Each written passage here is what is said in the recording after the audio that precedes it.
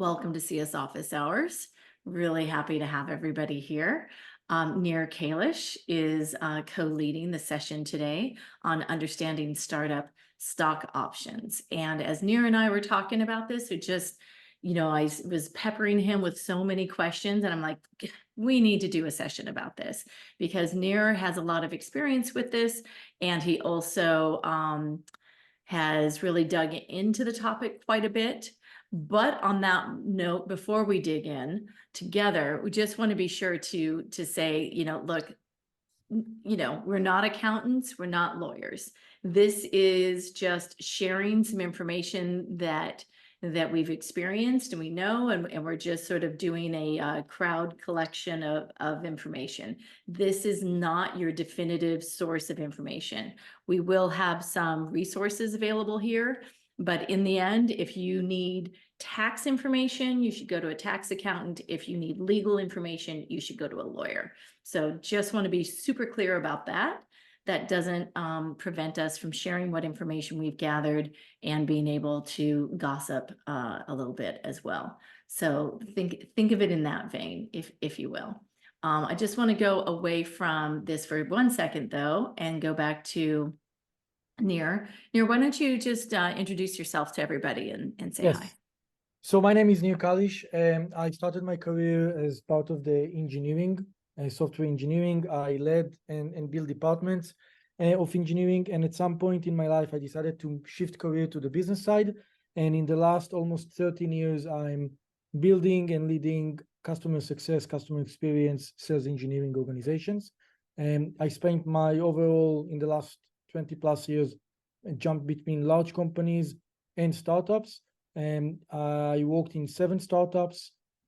2 of them were acquired. 1 of them acquired in a big success. 1 of them acquired in a disaster aspect for the employees. 1 was shut down, and the rest are either surviving or will die soon.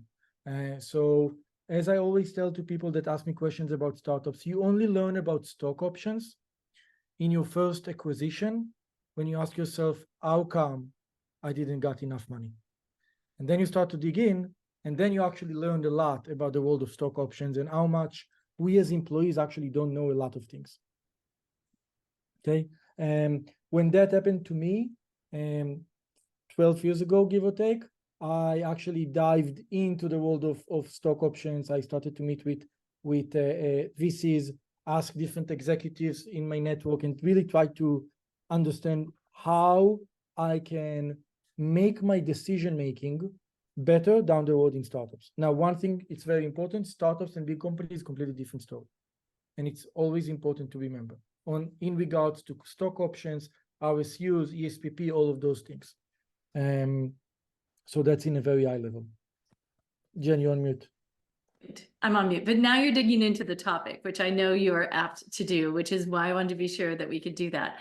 But and also I just want to mention, like, this is a time, raise your hand, come off mute, put a question in chat if you don't feel comfortable coming off mute, because we want to be sure that we are sharing information. You might have a different experience than Nir, or some other information you want to share, or you also might just have some questions. And so just want to be sure that we dig into that.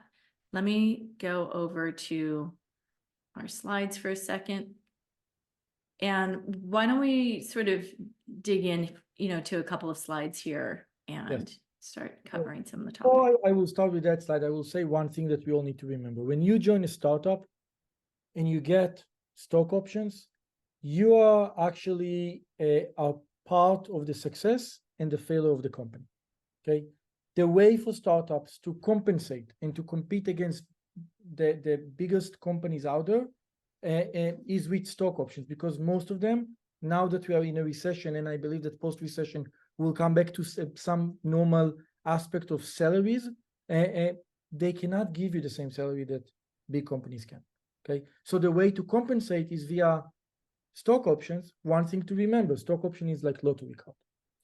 Everything needs to be aligned in order for that lottery card to have the numbers that will win you the big prize. Okay, and sometimes people don't always understand.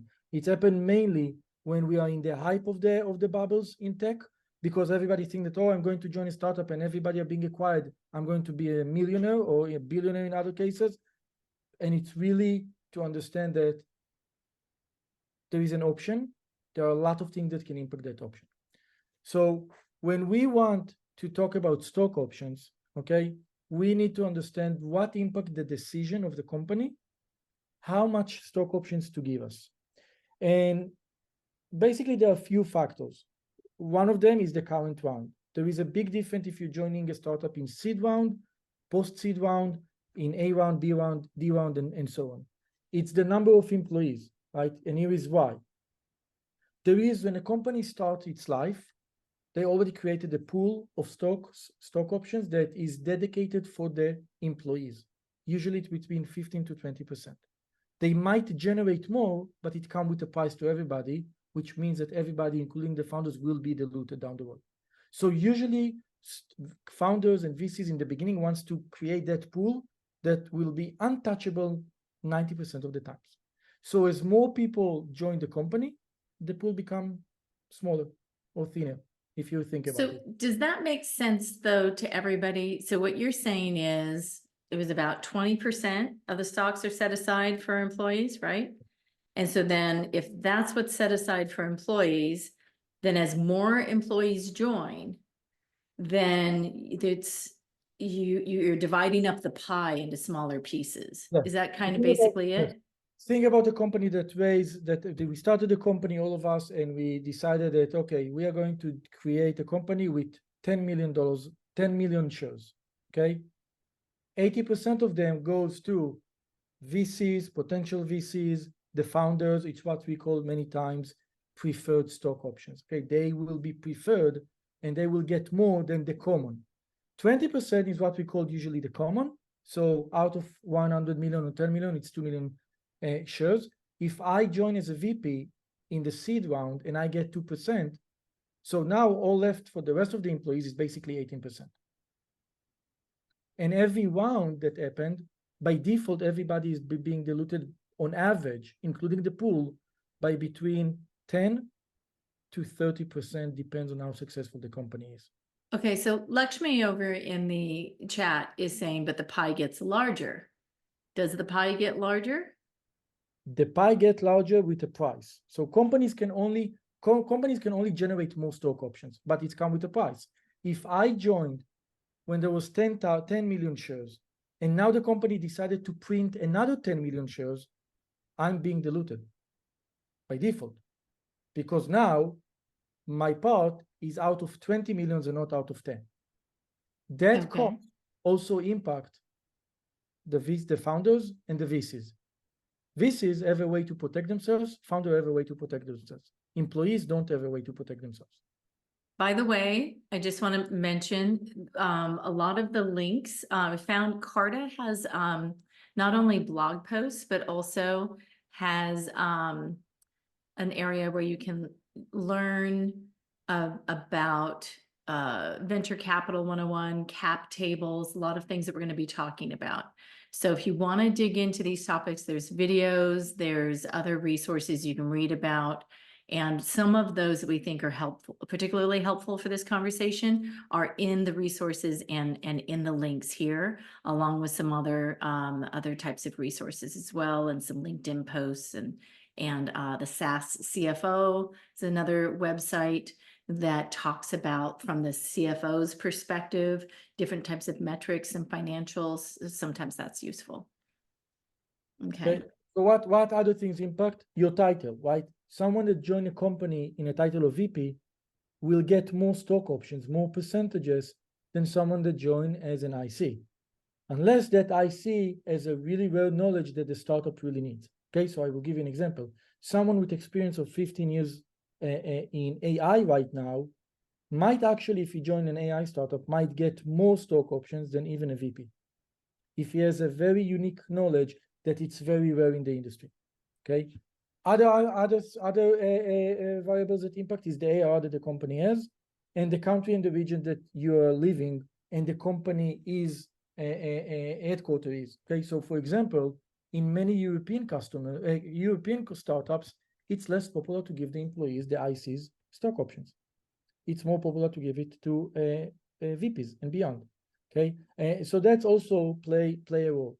Now, and so that's what you're talking about here is what round it is, the number of employees, your title, the ARR, and the country and region, right? So all you're of those, talking through those types of variables, right? all of those taking into a calculation. Okay, basically all the VCs in the world have tables. Those tables are really look the same about compensation for employees. And what you put is what is the title of the person that you want to hire, in what department they belongs, and what is your current ARR, which round are you, number of employees, yada yada yada. And that gives you a range, the range of the salary, the range of the bonus, the range of the stock options percentage. So it's literally, the reason why it's called a cap table is because it's literally a table, like in an Excel spreadsheet. With 99% of the VCs will give you actually an Excel where each department is a sheet inside that Excel. Right. And so within that then, now, can you also explain what you mean by in this section here, the 75th? We're going to touch that in a second. So the hiring manager and the HR managers will go to the table and we'll see, okay, what are the range of salary, bonus, and stock options, and then they will give you an offer letter. But they don't use the range, they use percentile of the range, okay? Meaning that they will take, usually the good startups will take percentile 75, meaning out of all the records that we have on that title, on those variables, the 75 percentile will give you the salary that is required, that the offer will contain. And they're comparing against other types of companies that are in that. Same variables, same yes. value. Okay. That's how the database looks like. Okay. It's basically historical, what we have in the last 12, usually in the last 12 months, and all those data points will be reflected is percentile 75. Right. So these are the investors, the VCs are basically, they have investments in a lot of different companies. They have access to see what's happening across, these different companies and in certain industries and these variables. So that's where they're sort of getting this idea of, okay, you are a VP of customer success. You have 10 years of experience at prior to this. It's a Series B company and you have 15 million revenue, ARR a year. That sort of thing, like those types of variables. You are based in New York, versus Europe or something like that. New York, by the way, inside the US, nobody look at it except the salary. Stock options are not relevant to which state you live or which city you live. Okay. The only difference is many times Europe, APAC, for example, some countries in Latin America don't have stock options at all, even only the VCs and the founders, and not even executives. Okay, it's all really depend on cultural aspect as well. And for example, right, so in my table, let's assume that I'm a VP joining a startup in round A, we already fill up everything, and I get a range. The range says in stock options, that person needs to get between 0.65% to 1.2% of stock options. So he's talking about this one here. Yes, percentile 75 will be 1.05%. So when I will get the offer letter, I will get a number of stock options and a salary and a bonus that represent the percentile 75 from that table. Does that make sense to folks? Because I know that Nir is a fast talker, which I lived in New York for a while, so I can be a fast talker too, but want to be sure, like, does this make sense what he's talking about? Yeah, Randy? So are you saying that your compensation figures are based on dollars? So there'd be no percentage listed in the compensation based on the stock option. Is that correct? Yes and no, and that will come to the next few slides where I will talk about what happened when you don't get the percentage number and you only get the number of stock options. Okay. Oh, so like if they don't say it's a percentage, but instead they say, oh, we're going to give you 50,000 shares. Yes. And they don't actually tell you what percent that is. Because here is the thing, $50,000 out of what? Out of what? Out of $2 million that the company is worth right now, out of $20 million, that's, if you know the percentages, you know almost everything that you need to know down the road in order to evaluate how much money you're worth. If you have only the numbers, it doesn't tell you anything. It doesn't tell you, for example, if the founders actually, and sorry for being very transparent because it happened, we know that, screwed you up. So you joined the startup in the seed round. Just a reminder, the early we joined, the more risk we take on ourselves, right? Because the early the startup is, the higher the probability they won't be able to survive down the road. There is a big difference on survival chances from a startup in seed round versus a startup in E round. How many startups in E round closed or shut down? Most of them never. Either they go to IPO or they're being acquired by someone because the VCs never lose money. Never. Okay. How many startups in seed are being closed? We just need to look right now on the current life that we have in the recession. But that's the reality. 90% of all the startups won't move past round B. Okay. So if I don't know the percentages, I actually don't know if I am being compensated on the stock options in the right way. Because we need to remember, nobody likes to give stock options. So let's go on to Kimberly's question. Yeah, what is the question?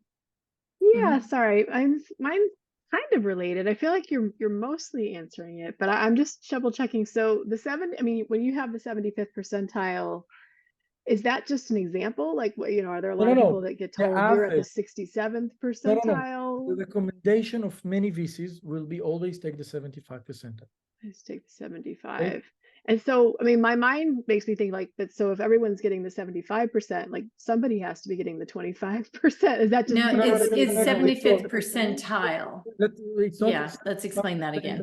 It means that if you have a list of numbers, the 75 percentile is representing one of those highest numbers.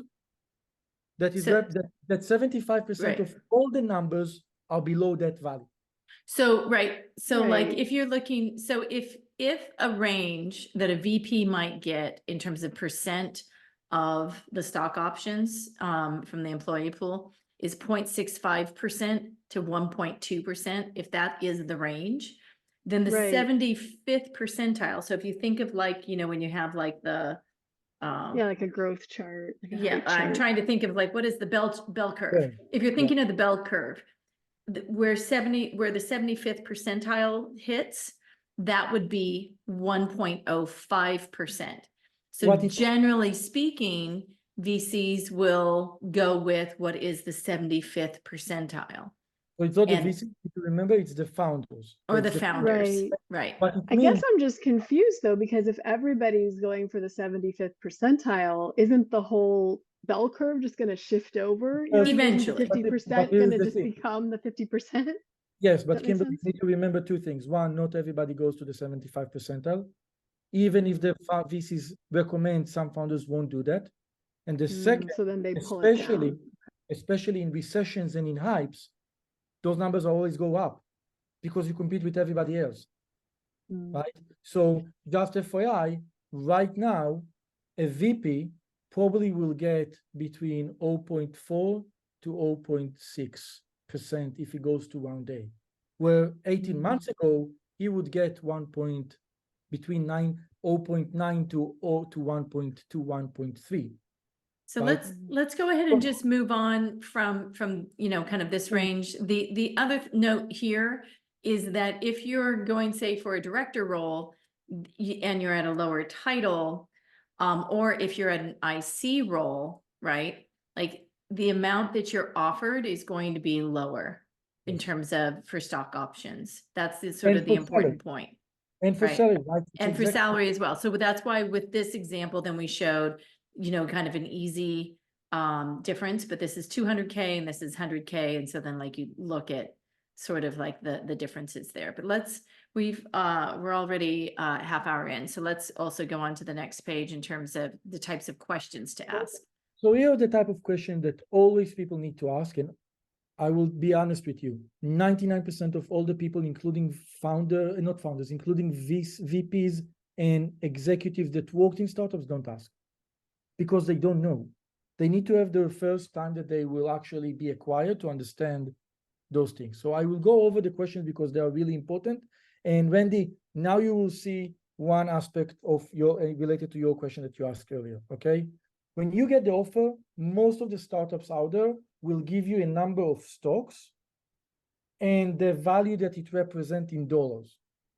You always want to ask how much percentage it is and whether the percentages that it represents coming from the full pool of stock options or only from the pool for the employees. Because here is what sometimes happens. Hey, Wendy, we really want you. You are going to be a VP and we're going to give you 1%. And Wendy goes home and is very happy. And then the company is being acquired and Wendy gets $10. And Wendy asks, what the fuck? Sorry for my being very transparent. And then Wendy learns that the 1% that he got was from the pool of the employees. So Wendy actually never got 1% of the stock options of the company. Wendy got maybe 0.001%. Because if we only have 10% for the employees, that's the numbers.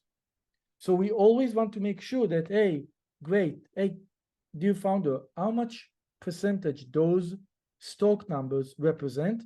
And tell me, is it the percentage from the entire pool or it's the percentage just from the employees pool? And here's, so then there's some other things like mentioning a 409A appraisal. yes, That type of information, well, you can also find it on Carta. You can also, Google it, and someone else in the chat mentioned like pulley.com/guides. wait. We need to remember 409, you only can get it only if after you join the company and after you got registered the stock option. No, I just meant like in terms of understanding what it is. Yeah, so 409 basically is a yearly evaluation that the company, any startup needs to do with the IRS that takes into account what is the current evaluation of the company. And that's defined the new evaluation of the stock options. Because stock options in the end represent stocks, okay? So if a company now worth $50 million, the stock price needs to reflect it. So once a year, or in every major event, in our case, usually it will be IPO or another round that was closed, 409A form will be filled up. And that form actually create the new price of the stock option. So these types of questions that you see here in the slides are ways to get more specific information to understand how many stock options you're getting, what the value is, what the percent is, what type they are. Another thing here, ISO, I forget. Before you jump, Yeah. I do have to go over because those questions are the most important ones. Those are basically the ones that will cause you to either to get $1 million in a good acquisition or almost zero. So I do want to go one by one for 1 second. The second question is, the third question is, does anything happen to my vested shares, right? So over the period of 4 years, every X amount of months or quarter or months, or the first year is usually after 1 year, you get 25% vested, meaning now it's yours, you can buy them if you want. Many times what happened, if you don't read the fine print, some startups will tell you, you can buy your shares, but we are allowed to take it in any given moment. So you leave the company, you bought your shares, and 3 years later, you get an email that tells you, by the way, your shares right now is zero. You have zero. And you said, what the hell? You didn't read the fine print. Now, it used to be more popular around 2000 to 2004. It's less popular. In my interviews in the last 3 years, I only found one startup that actually that was the fine print. Okay, but it's always an important question that we want to ask. And on yes. the next point about vested shares and how long you have to purchase them, this is really important. I was at a company where literally you had to purchase your vested shares within 2 weeks after leaving. I never thought to even ask about that when I was joining. And in the end, I didn't want to buy those shares, but it's the kind of thing that those are the types of questions. And And some of the recommendations that I think you have, Nir, is to ask for extra time, right? Yeah, and we will talk about it in the next slide. Yeah. Sarah, Okay. you have a question? I do. So in that scenario where, a company can just say, hey, we're taking your options back, is there something that you can negotiate to protect yourself against that activity? The answer is 99% no, because usually if they change it to you, they need to change it to all the employees. I will tell you my rule of thumb. If I see those things in startups, I'm running away, because for me, what it tells me that the founders, as a state of mind, don't Okay. care about the employees. Which Okay. means that at any given moment down the road, if it will be how much money they get or how much money the employees, we will always going to lose. For me, it's a Okay. very shady sentence to put, because it tells me that the founders don't play fair, to be very honest with you. Okay. No, that's valid. Thank you for sharing that. Does the company have a policy regarding follow-on stock grants? So here's something that sometimes happen. You join a company, you get 1%, and that's it. You never get more. You come to the founders, they tell you, sorry, you didn't read the fine print. We give one-time stock options. That's it. You either need to move to another role to get more, or we really, really want you. Many startups will actually tell you, yes, every year we evaluate your performance and you get more, right? Once again, startups that for me tells me that they don't have it, for me tells me that it's a bit shady. Because unless you really can compensate me down the road on salary-wise, it means that you don't have any skin in the game with me to keep me on. Okay, because here's the thing, the success of the company, remember, we are shareholders. We work hard in order for the company to be successful. So if there isn't any willingness to share the potential win with me, that tells me a lot about the founder's DNA and about the company's DNA. Mm-hmm. And Eh? Sean Porcart, you just posted about liquidation preferences. Can you share, what do you mean by that in case others aren't familiar?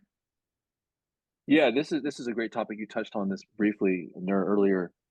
When you think about the way that investors are purchasing, their ownership in the company, they typically, as you pointed out earlier, Nur, they almost always get paid back first, if not multiple times on their money, at least one time on their money. So it's really important to understand and ask these questions. And candidly, it's rare that a leadership team will be open about this to more junior folks.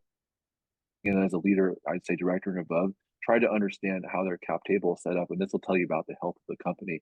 And why this is particularly important now is so many companies over the past couple of years raise money at extremely high valuations. And what has occurred is you'll have what's called the preference stack, meaning your investors have a stake in that business, which need to be paid back, oftentimes multiples of that initial amount of money that they put in. And as company valuations are now going to start coming down, as companies look to take on debt rounds or additional fundraising, those valuations may all of a sudden be much lower than that preference stack that those investors have ownership in that company.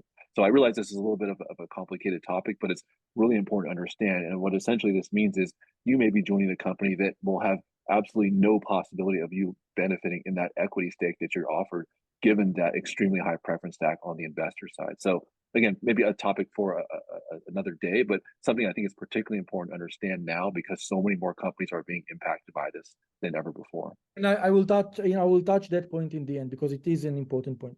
Okay, and we probably have about 5 more minutes total, so.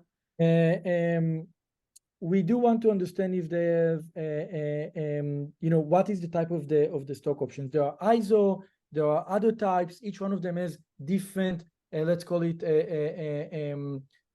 tax benefits or pains. So you do want to know what is the type, read about it, and understand what is the tax impact down the road.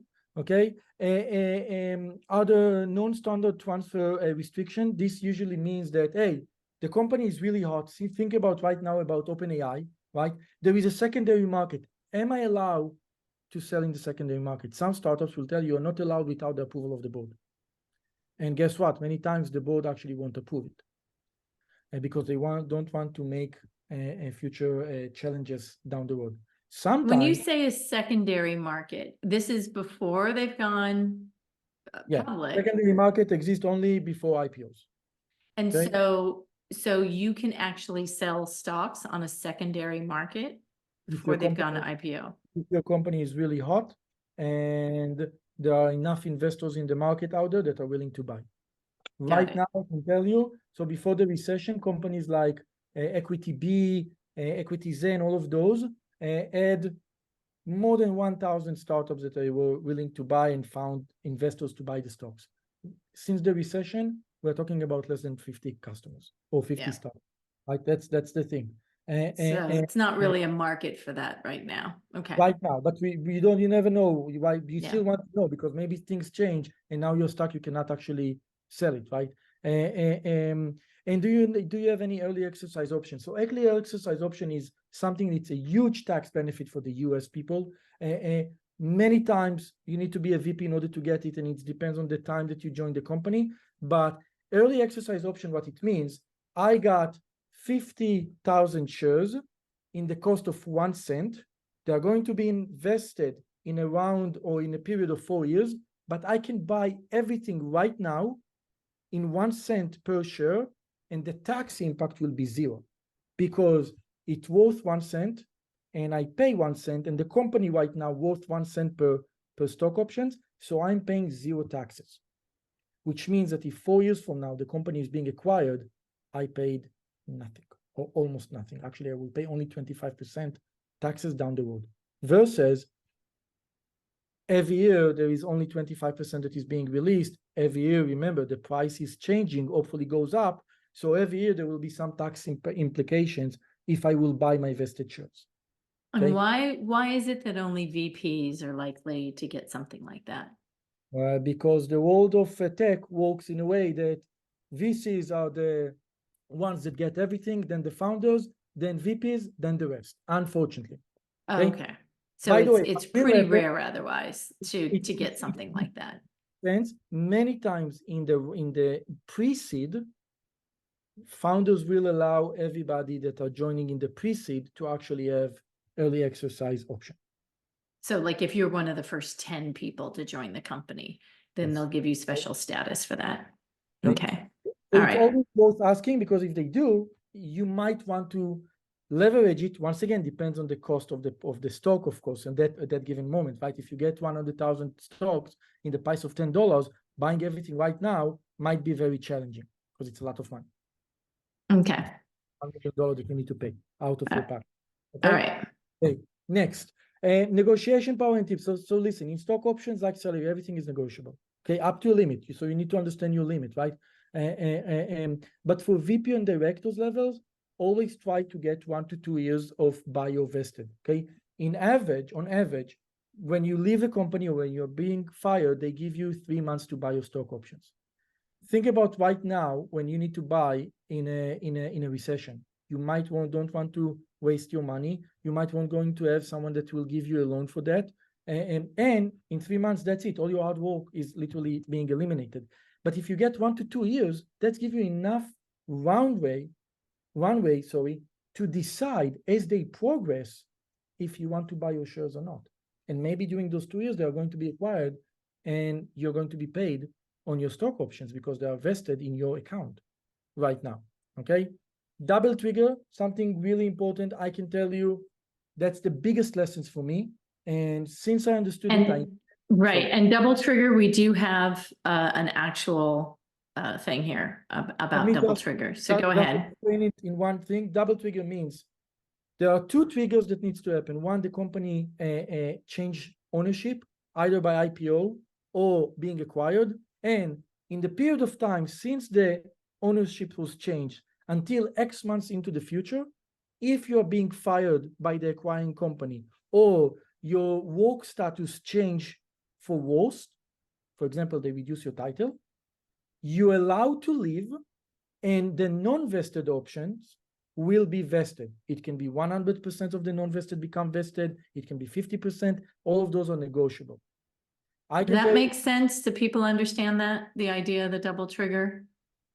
So your company is it like acquired or somehow there's a change of ownership, right? And at that point, then let's say a big enterprise company purchases you and you go from being VP to a manager. and you don't really want to work at a large company. So if you've negotiated this ahead of time, then you can say, hey, I want, as soon as there's a change of ownership, I want 100% of my stock to vest, so that if I leave, then I'll have all vested stock options, right? And they come back and they say, no, only 50%. And then you say, maybe 75%. Fran? Yeah. Yeah. What I found, this happened to me. Well, not that I was high up and but the company got acquired, but we couldn't exercise for 6 months. And by that time, the value had dropped again, because our stock went from being worth nothing to being worth a lot, because we got bought by a larger competitor. And then, but we weren't allowed to buy the stock to exercise for 6 months. So that's part of depends on the engagement of the acquisition itself. That's out of your end, just FYI. Okay, but one. So there wasn't really a way for any of the employees to negotiate around that. Not around that, but once again, if you have double trigger, they cannot prevent the double trigger. Okay, but deciding, oh, well, wait, why you are not allowing me to buy? I have those 6 months. If you don't have the double trigger, it's there is nothing that you can do. Double trigger is very important, if you would think about it, to CS leadership roles, to sales leadership roles, to marketing leadership roles, because here is what happened in acquisition. Usually they don't need another VP of customer success. They don't need another VP of sales. So they are being kicked out after a few months. So if you worked in a company for 2 years and now you have 2 years of unvested and you don't have double triggers, you lost everything. You lost 2 years. You only gain 2 years of money, right? So since I learned about that, and once again, that's me, okay? I never joined startups that don't give me double trigger. And I'm explaining them why. And if they don't have it, and if they're not willing to put the extra mile, that's fine. I will move on. Okay, but that's me. Just so we should really head to breakout rooms. So give me just two more minutes, Jen, because the last 1 minute. Okay. The last thing is, market impacts and market impact salary and percentage of options. Some cases you will be so-called put goals. If I stand behind those goals, you will give me another 5% of the stock options, another salary and so on. Here is the thing. It works well when the company already have a sales motion. It can work really badly against you if you're in the seed, pre-seed, round A, when you still don't know if the company has product market fit and yada, yada, yada. Okay. So just something to remember. And for all of us, all the employees, or whether IC or leadership, doesn't matter. You always want to understand what the percentage that you get, and never, ever, my tip for you, reduce your salary on behalf of potential options, because here is the thing. Options is just a potential lottery card. You don't know. You work for 4 years and you might actually lose $300, $400, $500,000 total, because in the end of those 4 years, the company will crash. Okay. So, Randy, your question, and then we'll go to breakout. So Nir, would you then even take the reverse of that? So would you even say, hey, what if I take a larger salary and less stock just because the stock? So it depends. But whenever I hear founders start to sell, hey, reduce your salary by 30%, I cannot pay you what you want. Listen, 3 years from now, you're going to be a trillionaire. I always know that it's a bad sign, because they don't know, right? And many people eat that baloney because they really want to believe, because they see a lot of acquisitions around them and they really think. But here's the thing. There are so many things that impact the ability to be acquired successfully or go to IPO successfully. If you reduce your salary for 4 years, it's a lot of money at the end. It's really a lot of money. So I will always tell people, find the balance. Find the balance. If it's a bit above your red line, you want to go in startup, you really believe in the startup, great. But don't reduce your salary that after it doesn't work, you will be so upset on yourself that you took that decision. Okay. So the breakout questions are just kind of more generally around negotiation. And so what tactics have you used in negotiating during a job offer, and any new tactics that you'd like to use in the future? We're just going to go for 10 minutes, and I'll go and create 6 groups here. And be sure to take some notes because it's always helpful for others. Let me just find here. All right. Great. And we'll see you back in 10 minutes. Well, it was fantastic to see everybody here tonight. We're at the end of our time. I wanted to be sure that you had some time together in your breakout groups to sort of connect. Is there anything that you shared in your breakout group that you're like, oh, I want to be sure to share this with everybody else before we head out? Otherwise, we'll finish up. Any last bits of wisdom or questions you want to share? I'd like to say one thing I said in the group, I think I want to say to everybody is remember, everything is negotiable. Everything that they talk about is negotiable. It's not just about salary. Everything else is negotiable as well when you're in those interviews. So if they can't do salary, see if they'll do something else. Right. Once I got moving expenses when I moved from New York to LA, right? So there's always something, when you think about the one-time expense versus an ongoing expense, that's another way for things to do. Sarah. Just super quick before I have to hop, something that we talked about that I thought was a great piece of advice is just really understanding the company culture can be super helpful. So I've worked for companies where they're super transparent about their funding strategies and what they were doing to avoid having your options dilute too much. You could tell that just in the culture itself, the founders were looking out for the entire company as opposed to just the VCs and themselves. So having like a good understanding about company transparency, company culture, and those priorities from a founder's perspective can be kind of telling on how those options are going to go, at least as far as controlled loss on those options. Yeah. And one thing, Absolutely. by the way, that I will share with all of you, something that you can negotiate as well, that many people don't think about it in the recession. You can negotiate how much early notice you get.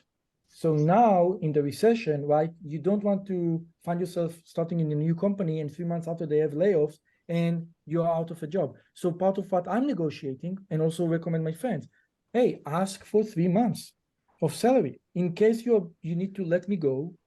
I have a family. Once again, the storytelling is very important as CS, right? I have a family to feed, and I would like to negotiate 3 months of salary in case you are terminating me. I've thought about that. I'm glad to hear someone say that it's possible. Thank you. It is possible, and I also can tell you that it's even possible to ICs and managers. Definitely do that. And Okay. one thing to remember also, and I will tell you something that people don't understand. If you understand that the company is in a shitty situation, or you really don't like your manager and he's abusing you, you can cause them to let you go and you still get 3 months instead of putting a letter and get nothing, right? So once again, I'm sharing with you because strategically, you need to think about yourself, not always about the company. Right. Christina, and then let's finish up for tonight. But thank you so much. Christina? Yeah, Nir, just adding to the comment that you just made right now. Asking for a 3 to 4 months of salary up front, would that typically be for example, if you're applying to a seed round or Series A, Series B company that maybe they don't have a lot of runway to work with? No, so in every company, I negotiated in the past 12 months with a lot of companies in different rounds. And I'm just telling them, I just need to protect myself. I know that it's a challenging times. I do want to have another line items that I have right now in my current company, whether it's true or not, it doesn't matter. That in case you decide to separate ways with me, I will be paid 3 months in advance. Perfect. Thank you. Thank you for that. And keep in mind too, like what negotiating power you have as an individual contributor is going to be different than once you get in different levels of management. Or if you have a very desirable skill, then, like this is the time to be maybe an AI programmer or something, right?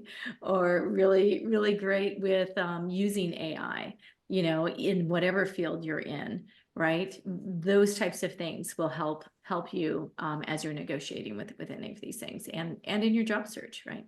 So I'm so glad, Nir, that you came to discuss this with us today. I knew that it was a really important topic that we don't talk about enough, and I really appreciate you coming in and sharing your perspective. Keep in mind, again, this is not legal or tax or accounting advice. Think of this as insights from experience that is biased, and take it with a grain of salt and do your own research. But we just wanted to be sure to just get this conversation started and get your research started with it. So if you're in this situation, you're always better off talking to a lawyer or an accountant to understand how that circumstance is going to affect you.